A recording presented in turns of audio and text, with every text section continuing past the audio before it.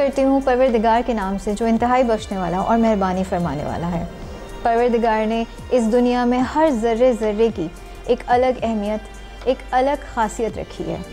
Last programme में हमने बात की थी पत्थरों के बारे में और वो ख़ास पत्थर अकीक था। उसी सिलसिले को आगे बढ़ाते हैं। मैं हूँ आपकी मेज़बान सना शबी और मेरे साथ मौजूद हैं शाहजी, सज्जाद शाहजी, और आज हम बात करेंगे दोबारा से किसी और पत्थर के बारे में। अस्सलाम वालेकुम। वालेकुम अस्सलाम। तो शाहजी बताएं कि आज हम किस पत्थर के बारे में बात करेंगे। जी, हमारी गुफ्तगू जो शुरू हुई थी पत्थरों के मुताल्लिक़, तो जैसा कि हमने अपनी तमहीदी गुफ्तगू में कहा था कि पत्थर भी अलग अलग ख़वास और अहमियत रखते हैं। बिल्कुल। और दर हकीकत आप देखें तो खाना काबा पत्थर का ही एक घर है। वहाँ पे मुकाम इब्राहीम वो भी एक पत्थर है। नैशापुर में आएँ तो वहाँ भी इमाम के पत्थर पे इमाम के पैरों के नक्श मुबारक मौजूद हैं। इसी तरीके से आप अगर पाकिस्तान हैदराबाद जाएँ तो मौला अली क़दम पे मौला कायनात के पत्थर पे उनके पैरों के निशान मौजूद हैं। और एक और ख़ास बात जो मैं यहाँ ज़िक्र करना चाहूँगा कि हजर अस्वद, हजर अरबी में पत्थर को कहते हैं, वो भी एक पत्थर है जिसको चूमना वाजिब व लाजिम है। उसके अलावा वहाँ 3 और पत्थर मक्के में अलामती तौर पर खड़े किए गए हैं, जाके जिनसे तबर्रा करना, जिनको कंकरी मारना इंतहाई वाजिब है, जिसको आप रमी कहते हैं शरीयत की ज़बान में। तो देखें, पत्थरों की अहमियत अपनी जगह मौजूद है। जैसे कि हमने पिछली बार गुफ्तगू करी अकीक़ के मुताल्लिक़ कि अकीक़ किस तरह का एक यूनिवर्सल पत्थर है और उसको हर शख्स पहन सकता है। आज मैं सोच रहा हूँ कि हम जिस पत्थर पे गुफ्तगू करें और उसके बारे में अपने नाज़रीन को थोड़ी सी मालूमात फ़राहम करें। तो इरफ़ान जवाहिर प्रोग्राम में किताब इरफ़ान जवाहिर से मिर्ज़ा मोहम्मद अब्बास साहब की किताब से हम आज याकूत के ऊपर गुफ्तगू करने जा रहे हैं। याकूत कैसा पत्थर है जी? इस पत्थर को अंग्रेज़ी में रूबी कहा जाता है, हिंदी में मानिक। अगर आपको याद हो तो बड़ी एक मशहूर हम कहानी भी बचपन में पढ़ा करते थे नज़र ज़री साहब की, मानिक मोती, जो बिल्ली के 2 बलौंगड़ों की कहानी थी, एक सफ़ेद था और एक काला था। तो हिंदी में इसको मानिक कहा जाता है, पंजाबी में लाल, संस्कृत में पदमपराग कहा जाता है और अरबी में लाल, लाम एन लाम, वो वाला लाल कहा जाता है। अच्छा जी, याकूत जो है जिसको अंग्रेज़ी में रूबी कहते हैं, इसका शुमार आला दर्जे के कीमती पत्थरों में होता है। ये पत्थर चमकदार और बिलोरी लाल रंग का होता है। इसका इस्तेमाल जेवरात की ज़ेबाइश को दुबाला करता है। अक्सर आपने देखा होगा कि सोने के जो जेवरात बनते हैं उनके ऊपर जो मुख्तलिफ नग लगाए जाते हैं उनकी खूबसूरती के लिए, जो सुर्ख, अमूमन सुर्ख होते हैं, तो वो अमूमन जो है याकूत है, वो याकूत का पत्थर है। तो ये पत्थर बड़ी अहमियत का हामिल है। अच्छा, ये लाल रंग के मुख्तलिफ शेड्स में पाया जाता है, इसके मुख्तलिफ दर्जे हैं। एक कहलाता है सुर्ख हमरी, हमर अहमर अरबी में लाल को कहते हैं, ये गहरे लाल रंग का होता है। सुर्ख ऊदी, ये थोड़ा गुलाबी रंग का होता है। उसके अलावा सुर्ख नारंगी, जो कि गहरे लाल रंग और पीले रंग की थोड़ी सी मिलावट से बनता है। और एक होता है सुर्खे जिसके अंदर थोड़ा सा एक लीमू के रंग का एक असर सा आता है, एक जर्दी माइल सुर्ख होता है ये। तो इन रंगों की वजह से इनके असरात में भी तब्दीली आती है। तो क्या ये इतना ही इजी गोइंग पत्थर है जिस तरह हमने पिछले प्रोग्राम में अकीक के बारे में बात की थी, या इसके असरात जो है लोगों पर मुख्तलिफ ज़ाहिर होते हैं? जी, याकूत भी जो है वो अकीक की तरह जो है वो रियली इजी गोइंग है, यानी इसके पहनने में कोई अश्काल नहीं है कि कोई भी शख्स इसको पहन ले।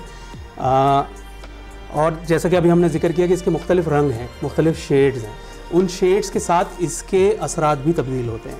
अब आप कहेंगे कि पत्थर का असर कैसे आ सकता है, तो जैसे कि आप समझ सकती हैं कि अंगूठियों को निचली सिमत से खुला रखा जाता है। बिल्कुल। वो इसलिए कि जब मून लाइट और सनलाइट की अल्ट्रा वायलेट रेज उनसे पास होती है तो वो आपकी बॉडी तक पहुंचती हैं और आपके जिस्म की जो ख़ास रगें हैं वो जा रही हैं आपकी इस सेकंड वाली जो उंगली है इससे और ये छोटी उंगली की तरफ से, ठीक है जी, ये आपके हार्ट तक जा रही है।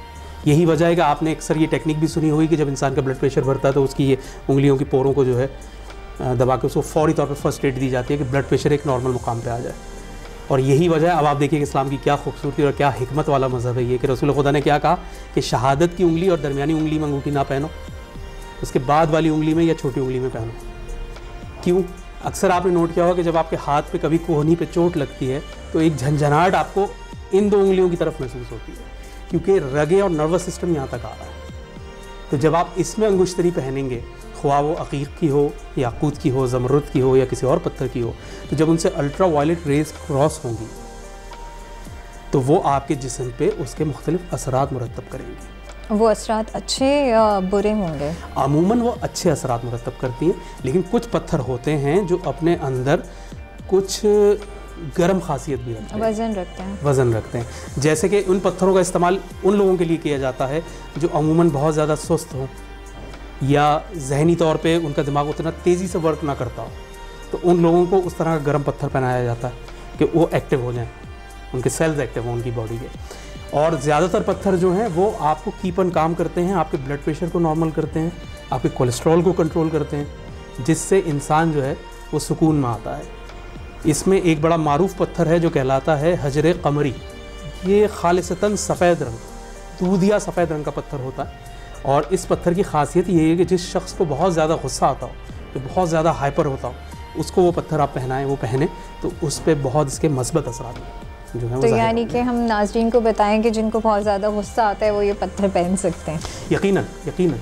और ये कोई शर्म की बात नहीं है, इंसान के मुख्तलिफ मिजाज हैं, हर इंसान एक मिजाज का नहीं है। कोई जल्दी गुस्से में आता है, कोई देर में गुस्से में आता है, कोई बहुत जल्दी रिएक्ट करता है, कोई देर में करता है, तो सबकी नेचर डिफरेंट है। तो उसके हिसाब से अगर इन चीज़ों का इस्तेमाल किया जाए तो बुरा नहीं है। अच्छा देखिए, हमारे बड़े सग़ीर में क्या है कि हमने पत्थरों को सिर्फ़ और सिर्फ ज़ेवरात में आराइश का ज़रिया समझ लिया। ऐसा नहीं है, इन पत्थरों का इसके अलावा बहुत ज़्यादा साइंटिफिक इस्तेमाल है। कुछ शेयर करें हमारे साथ इसकी अहमियत मज़ीद? जी बिल्कुल। माहिर भी इसमें आसार कदीमा के एक माहिर हैं मिस्टर ब्राउन, जिनका ताल्लुक़ बरतानिया से है। वो एक जगह तहरीर फरमाते हैं कि अगर आपको जैसे कि पता होगा कि ज़मीन पे सिर्फ चाँद और सूरज की नहीं, सूरज की रोशनी जब जाके डिफरेंट प्लैनेट्स पे पड़ती है तो उनका रिफ्लेक्शन ज़मीन तक आता है, वो रेजेज़ आती हैं। तो वो कहते हैं कि जुपिटर की रेजेज़ जब ज़मीन के किसी हिस्से पे बहुत सालों तक पड़ती हैं तो उस पत्थर के अंदर एक पल्प पैदा हो जाता है, और फिर उसका एक पूरा प्रोसेस है कि उससे फिर वो सिलिका निकलता है, जिसे ऑक्सीजन के साथ मिक्स करके सिलिकॉन बनाया जाता है, और फिर एक और कंपाउंड फॉर्म किया जाता है जिसे थेड्रोडिन कहते हैं। तो शाह जी, आज हम याकूत के बारे में बात कर रहे हैं। मुझे बताइए कि मासूमीन क्या इरशाद फरमाते हैं इस पत्थर के बारे में? बहुत अच्छा सवाल आपने पूछा। देखिए, कोई भी बात जो है वो उस वक्त बिल्कुल ऑथेंटिक हो जाती है जब उसका रेफरेंस कुरान से या मासूमीन के अक़वाल से हमें मिलता है। याकूत, रूबी, जिस पत्थर के बारे में हम बात कर रहे हैं, इसके बारे में देखें जी, ज़माना कदीम से हमें याकूत का तस्करा मिलता है। और रिवायत है कि हज़रत अली इब्न अबी तालिब अलैहिस्सलाम जो अंगूठियाँ पहनते थे उनमें से एक अंगूठी याकूत। दूसरे हज़रत इमाम जाफ़र सादिक़ अलैहिस्सलाम से रिवायत है कि याकूत की जो अंगूठी है वो फ़कीरी को ज़ाइल करती है, माल और रिस्क में तंगदस्ती है तो जी तंगदस्ती को ज़ाइल करती है। ये माल और रिस्क में बरकत का बाइस है। इसके अलावा शेख मोहम्मद बिन बाबा अलैहि रहमा अपनी किताब सवाबुल अमाल में दर्ज करते हैं कि याकूत की अंगूठी पहनना सवाब है। और इमाम अली इब्न मूसा रज़ा अलैहिस्सलाम इरशाद फरमाते हैं कि याकूत की अंगूठी पहनना मोमिन के लिए बेहतरीन है। हज़रत अबू अब्दुल्ला से रिवायत है कि वो कहते हैं कि याकूत का नगीना पहनना फ़क्र और कार सवाब है, और बच्चों के गले में इसका तावीज़ डालने से उनको मर्ज़ नहीं होता। हामला औरत अगर उसको बाजू पर बांधे तो अस्कात हमल का डर नहीं होता। इवन वरम के लिए भी ये मुफीद कहा जाता है। तो याकूत की अंगूठी जो है वो इमाम मूसा काज़िम अलैहिस्सलाम से रिवायत है कि याकूत की अंगूठी जो है वो इंसान को मोहताजी से भी बचाती है। अच्छा शाह जी, हमें बताएं कि इसके ज़खायर कहाँ पाए जाते हैं? बिल्कुल, मैं आपको इसके ज़खायर भी बताता हूँ। उसके अलावा अगर आप दुनिया के कुछ मशहूर याकूत देखना चाहें तो मॉस्को रशिया में जो म्यूज़ियम है उसके अंदर भी आपको एक बहुत खूबसूरत याकूत देखने को मिलेगा, जिसका जो साइज़ है वो मुर्गी के एक अंडे के बराबर है। उसके अलावा मलका विक्टोरिया के ताज में एक बहुत खूबसूरत याकूत का नगीना मौजूद है, यानी बादशाहों के, शहनशाहों ने अपने ताजों के अंदर आज भी इसको लगा के रखा हुआ है। अब जहाँ तक आपका सवाल है कि याकूत के मुकामात ज़खायर क्या हैं, तो जी इरफान जवाहिर में अब्बास साहब तहरीर फरमाते हैं, बर्मा में मोगोक के मुकाम पर ज़माना कदीम से याकूत की कानकनी की जाती है। यहाँ से दुनिया के सबसे ज़्यादा याकूत निकाले गए हैं बर्मा से। बर्मा जिसका नया नाम आज के दौर में म्यांमार है। ठीक है जी, आजकल भी वहाँ पे कामकनी का काम जो है वो बहुत है याकूत के मुतालिक। इसके अलावा ब्राज़ील में आला किस्म का याकूत होता है जो अपने रंग की वजह से मशहूर है, लेकिन वज़न के लिहाज से छोटा होता है और कम होता है। रशिया में साइबेरिया के मुकाम पे काफ़ी तादाद में याकूत निकाला जा रहा है। इसके अलावा सयाम में याकूत बहुत अच्छी किस्म का होता है, उसका रंग बर्मा के याकूत से काफ़ी गहरा होता है। अफ़गानिस्तान में बदख्शां और चगदी के मुकाम पर बहुत आला किस्म का याकूत पाया जाता है, लेकिन उसको बहुत कम मकदार में निकाला जाता है। उसके अलावा पाकिस्तान में इसके बहुत ज़खायर हैं। सबसे अच्छी किस्म का जो याकूत है, यानी आप कह सकते हैं कि दुनिया का सबसे अच्छी किस्म का जो याकूत है वो चित्राल में मिलता है। हुंज़ा का याकूत चोरी छुपे वहाँ के कुछ लोग आज भी निकालते हैं। इलाक़े कबाइल में मीरा शाह के जनूब में 30 मील पर याकूत के बहुत बड़े ज़खायर हैं।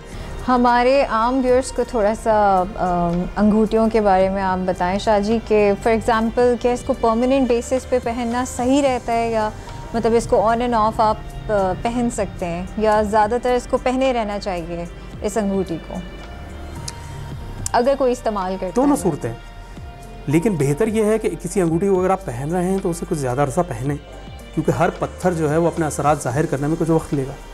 जैसे कि हमने जिक्र किया कि देखें, इस्लाम जो है वो मैजिकल नहीं है, लॉजिकल है, सही, साइंटिफिकल है। तो हमें इसके लॉजिकली इसकी मंतक भी मिलती है, इसके साइंसी वजूहात भी मिलती हैं कि इन पत्थरों के हमने आपको जिक्र किया कि इनसे क्या चीज़ें बनाई जाती हैं, किन किन चीज़ों में इन पत्थरों को पिघला के इनका पल्प बना के उसका इस्तेमाल किया जाता है। अल्ट्रा वायलेट रेज जब इनसे क्रॉस होती हैं तो वो किस तरीके से अपना असरात मुरतब करती हैं, जो इंसान की सेहत, तबीयत और उसके मिजाज पे ज़ाहिर होते हैं।